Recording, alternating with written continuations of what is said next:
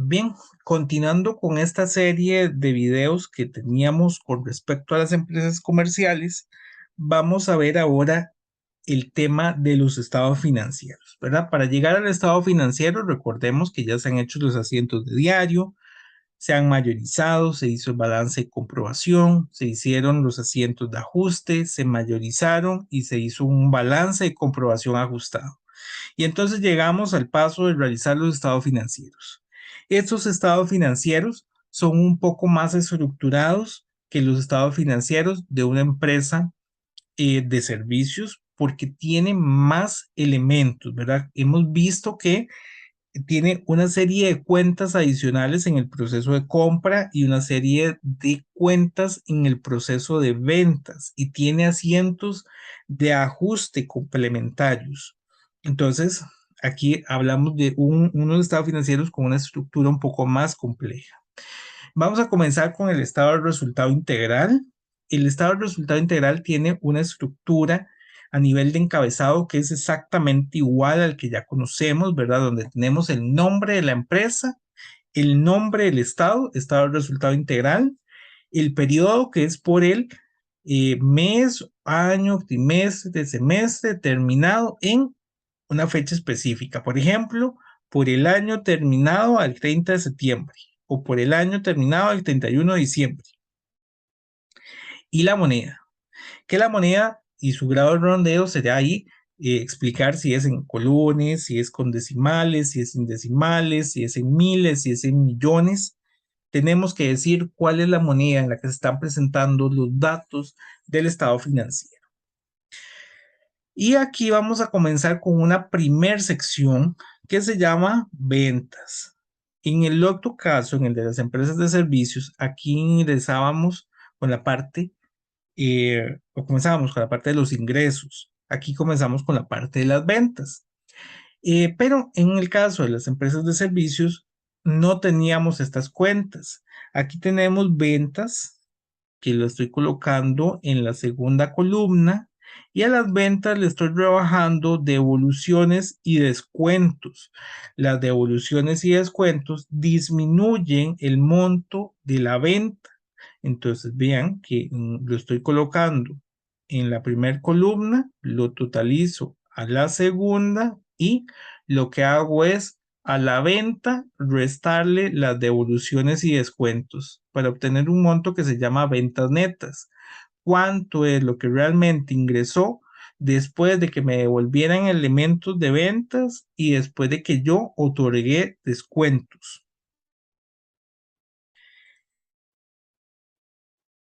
Una vez que tenemos las ventas netas, el gasto más importante de una empresa comercial es el costo de ventas. Si es una empresa que tiene inventario permanente, conoceríamos directamente cuánto es el costo de ventas. Entonces vamos a tener ventas y directamente el rubro del costo de ventas. Esto hay que tenerlo muy claro. Entonces, en ese caso, esta estructura que vemos a la izquierda no aplicaría. Pero tratándose de una empresa que utilice inventario periódico, tenemos que dar todo este desglose adicional, donde yo comenzaría por el inventario inicial, que se coloca en la segunda columna. En la primera columna tengo las compras más los fletes sobre compras menos las devoluciones sobre compras y los descuentos sobre compras, que es las compras netas. Vean que estoy básicamente realizando en el estado de resultados la fórmula del costo de ventas, que es la que se utilizaba para fines del ajuste del costo de ventas. Y aquí te diría entonces el inventario inicial más las compras netas, lo cual nos da la mercadería disponible para la venta, menos el inventario final va a ser nuestro costo de ventas. Las ventas netas y el costo de ventas están en la tercera columna, de tal manera que yo pueda restar las ventas al costo de ventas. Al iniciar este tema, en el primer video, yo les decía que yo realizo la compra por X monto, tal vez por 1000, y realizo mi venta de ese producto por 1.300. Lo que estamos haciendo en esta sección del estado es precisamente ordenar mis datos para determinar, bueno, yo vendía 1.300, esto me costó 1.000 y por tanto me estoy ganando 300. Este primer dato que se llama utilidad bruta sobre ventas, que no teníamos en la empresa de servicios, es propiamente cuánto se gana. Por supuesto, no es tan fácil como el escenario inicial, donde únicamente tengo el producto de compra y el producto de venta, porque hubieron otros elementos que intervinieron. La posibilidad de que se dieran los descuentos y las devoluciones, así como los fletes, hace que entonces yo no me gane ese margen de ganancia así como yo lo planteé, sino que se vea modificado por otras condiciones externas y aquí estamos evaluando entonces cuánto me gané propiamente, porque no eran esos 300, sino que hay otros elementos adicionales. Y además, una vez que ya tengo esos 300, tengo que valorar cómo esos 300 de ganancia me permiten cubrir los gastos de operación. Vean que ahí únicamente estaba considerando en cuánto compré y en cuánto vendí, pero hay otros elementos. Yo ocupo también identificar los gastos de ventas y los gastos de administración, que son gastos operativos. Aquí irán todos los diferentes gastos que tiene la empresa, ¿verdad? En gastos de ventas, salarios de los vendedores, comisiones de ventas, los fletes sobre ventas, gastos de publicidad, de promoción. En la parte de gastos de administración, el salario de los administrativos, bueno, toda la parte administrativa, ¿verdad? Y hago esto porque puede ser que hayan salarios en administración y en ventas, que haya depreciación en administración y ventas, hayan servicios públicos en administración y ventas, entonces puede ser que tengan gastos compartidos. Pero lo importante es que tenemos que en esta columna que ir desglosando todos estos gastos. No puede llamarse así simplemente gastos de ventas, sino que vamos a desglosar cuáles son esos gastos que aparecen ahí y tampoco se llamaría gastos de administración, sino que los estaríamos desglosando. Em, Estos gastos de administración y ventas se totalizan en una cuenta que se llama, o una línea que se llama total gastos de operación, que va al mismo nivel que la utilidad bruta de ventas. Y nos va a dar la utilidad bruta menos el gasto de operación, la utilidad de operación. ¿Qué es la utilidad de operación? Bueno, una vez que a esa ganancia que yo tuve por la venta le rebajo los gastos de mantener mi negocio, de tener el personal y, ¿verdad? Todo lo que conlleva la operación, ¿cuánto es la utilidad que quedó? Y finalmente hay otra sección que se llama otros ingresos y otros gastos. Estos otros ingresos es, por ejemplo, bueno, esta es una empresa comercial. Si esta empresa comercial, por ejemplo, vende bicicletas y tiene un servicio complementario de reparación de bicicletas, el negocio principal es la venta y toda la estructura del Estado es de una empresa comercial, viene toda la venta, como ya hemos visto, pero el servicio, que no es propiamente la actividad principal, la creemos acá. Aquí en este ingreso se estarían ingresos por servicios, ingresos por alquileres, ingresos por intereses, ¿verdad? Cualquier otro ingreso que no es propiamente de la actividad principal y también los gastos que no son de la actividad principal. Gastos por intereses, y en el caso que mencionaba que se brinda ese servicio complementario de reparación, entonces los gastos de materiales de reparación y no sé, la venta de algún activo que tenga la empresa que no está relacionado con la actividad principal. Entonces vamos a tener la utilidad de operación, le voy a sumar los otros ingresos y le voy a restar los otros gastos, lo cual nos da una utilidad antes de impuesto de renta. En el caso de la empresa de servicios, para simplificarlo, no habíamos visto este concepto de impuesto de renta, pero el impuesto de renta es algo que aplica a todas las empresas. ¿Qué es el impuesto de renta? Bueno, una vez llegado a esta utilidad, la empresa va a tener que pagar sobre esta un porcentaje. Se calcula únicamente si la empresa tiene ganancias. Si la empresa tiene pérdidas, no tiene que pagar el impuesto. El impuesto se calcula con base a una tabla. Ya vamos a ver esa tabla. Y ese impuesto se le rebaja a la utilidad. Entonces teníamos una utilidad antes de impuestos, tengo el impuesto, los resto, y entonces esto nos daría la utilidad o pérdida perdón, la utilidad o pérdida neta de ese periodo. Reitero, si es una pérdida, no calculo el impuesto de renta. El impuesto de renta sería cero.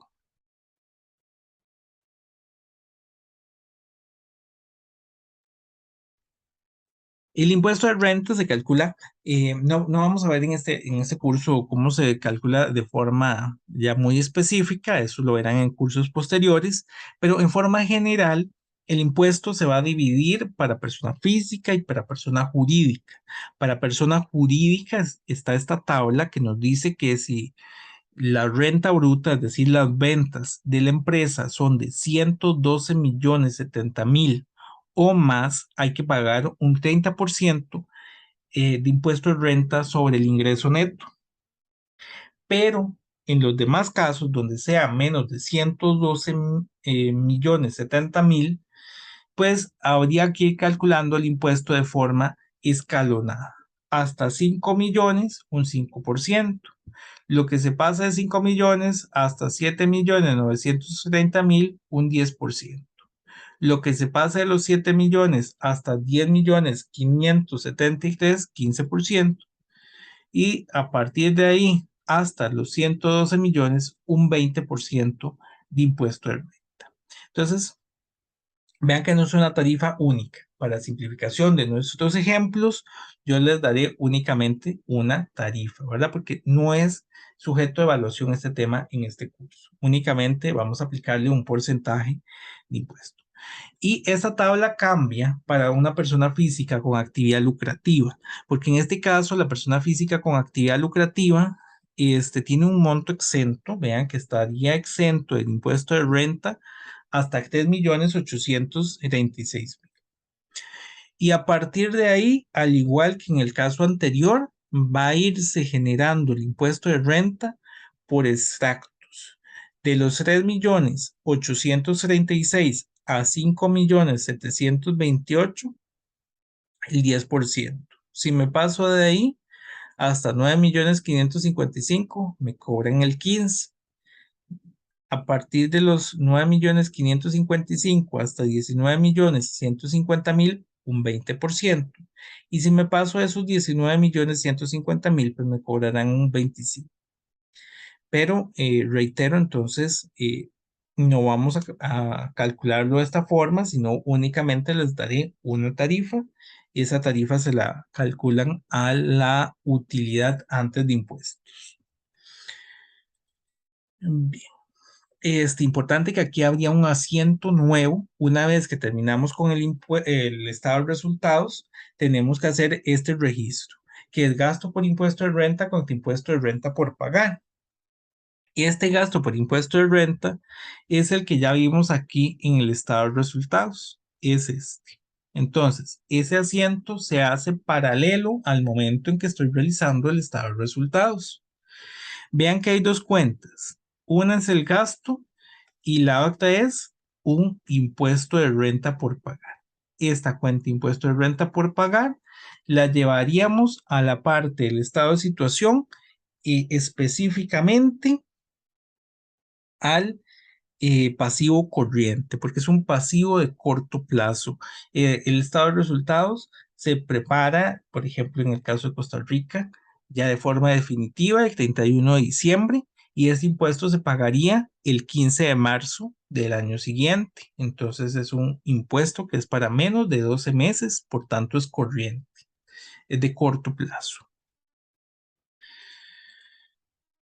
También hay otros asientos a partir de la utilidad que ya ustedes conocen, ¿verdad? Puede ser que se declaren dividendos, en cuyo caso hacemos el asiento dividendos declarados contra dividendos por pagar. por el monto del dividendo que se declare, o, bueno, ese es en el caso de una empresa, una sociedad anónima. Si es una persona física, sería el retiro de la cuenta capital contra bancos por el monto del retiro que fuera a hacer. Posterior a esto, tenemos que realizar el estado de cambios en el patrimonio, ¿verdad? Que este también tiene la misma estructura que ya hemos visto, el nombre de la empresa, nivel de encabezado, ¿verdad? Nombre del estado de cambios en el patrimonio. Ese también es por un periodo específico, es por el, no sé, año terminado al 30 de septiembre o el 31 de diciembre o la fecha que corresponda. La moneda, que serían saldos en colones con su grado de redondeo, por ejemplo, si es en millones, entonces saldos en millones de colones, saldos en miles de colones, saldos en colones sin decimales o saldos en colones con decimales, ¿verdad? Ahí dependerían de cómo queremos poner esa información sobre la moneda que estamos utilizando. Y recordar que en este caso lo que tenemos son en columnas las cuentas del patrimonio, ¿verdad? Por ejemplo, aquí tengo capital social y utilidades retenidas. Y a nivel de filas tenemos los movimientos del periodo. La utilidad neta, que es la que proviene del estado de resultados. Utilidad o pérdida, recordemos que en cada periodo tenemos únicamente una de las dos. Si es una utilidad, se la sumamos a utilidades retenidas. Si es una pérdida, más bien se la vamos a restar. Y los dividendos, en caso de que se hubiera declarado un dividendo, pues tendríamos aquí el dividendo restándole a utilidades retenidas. Con lo cual yo tengo un saldo al inicio del periodo. Por ejemplo, si esto era un estado de, de cambios en el patrimonio para el año 2000 X1, el saldo inicial es el del año 2000 X0 y el saldo final que estoy obteniendo es la actualización de esos valores al cierre 2000 X1. Bueno, eso a nivel de lo que es el estado de cambios en el patrimonio. Recordad que aquí estas cuentas de patrimonio como saldo final me las voy a llevar al estado de situación financiera. Si por el contrario lo que tenemos es una persona física con actividad lucrativa, no tendríamos cuenta de utilidades retenidas, sino que todo pues le pertenece a él. Entonces, igual tenemos el mismo encabezado, el nombre de la empresa, el estado de capital por el periodo terminado en X fecha y la moneda. Pero vean que en este caso tendríamos, en este caso vamos a tener la cuenta de capital. Igual vamos a comenzar con el saldo que tiene la cuenta de capital, por ejemplo, al año anterior y le vamos a adicionar la ganancia o pérdida que obtuvimos en el estado del resultado. Y además le vamos a sumar aportes que hayan durante este periodo y le vamos a restar los retiros, lo cual nos daría el capital al final del año. Ese capital al final del año pasa lo mismo que con el estado de cambios en el patrimonio. Nos lo llevamos para el estado de situación financiera. En el estado de situación financiera tendremos un encabezado que es un poquito diferente, ¿verdad? Es el nombre de la empresa, estado de situación financiera, al, por ejemplo, 31 de diciembre, saldo, ¿verdad? La parte de la moneda que serían saldos en colones, con algún grado de redondeo o sin redondeo, si es saldos en miles de colones, en millones de colones, con decimales. Y tenemos en este caso que em, considerar las cuentas de activo, de pasivo y de patrimonio. Las de activo se clasificarían en activo corriente y no corriente. Recordar que las cuentas de activo corriente son cuentas que se esperaría su liquidación en máximo 12 meses y las cuentas de activo no corriente en más de 12 meses. Generalmente, entonces, las cuentas no corrientes son activos productivos como maquinaria, equipo, vehículos, edificios, terrenos que se esperan para periodos largos. Y las cuentas de activo corriente son cuentas que más bien tienen que rotar rápidamente. Inventarios, cuentas por cobrar, las mismas cuentas de efectivo, inversiones de corto plazo y paralelamente tenemos una sección de pasivos que tiene un concepto muy parecido, ¿verdad? Está dividido en pasivo corriente y pasivo no corriente. Pasivo corriente son cuentas que vamos a cancelar en 12 meses. Por ejemplo, cuentas comerciales, cuentas por pagar, salarios por pagar, servicios públicos por pagar, salarios por pagar, dividendos por pagar, que esperamos en unos cuantos meses realizar su cancelación. Cuentas que son más largas, como hipotecas, prendas, que son a varios años, las llevaríamos a una cuenta que se llama pasivo no corriente, a una sección de pasivo no corriente. Y también las cuentas que ya calculamos en el estado de cambios en el patrimonio o en el estado de capital, las vamos a traer a la sección de patrimonio, ¿verdad? Con su saldo exclusivamente. Ya no vamos a traer todo, ¿verdad? Porque hay cuentas que desaparecen en el estado de cambios en el patrimonio. Por ejemplo, la utilidad del periodo no la traemos, traemos únicamente la utilidad acumulada. No traemos los dividendos, traemos únicamente la utilidad acumulada. Y muy importante que las cuentas de pasivo y patrimonio deben sumar igual que las cuentas de activo. Y bueno, con esto finalizo la parte de los estados financieros para una empresa comercial. Nos quedaría una última sección para ver los asientos de cierre. Muchas gracias.